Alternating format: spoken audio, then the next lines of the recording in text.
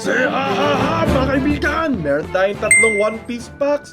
Bubuksan natin sila ngayon. Tingnan natin kung anong nakuha natin. Yung una, yung OP11.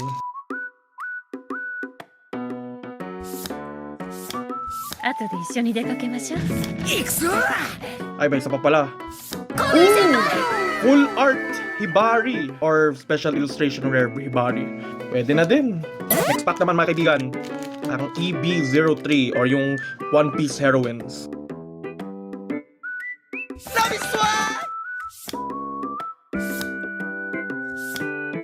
Alabasta Nami. Okay na din. Huling pack naman, yung pinakahintay kong pack, OP13.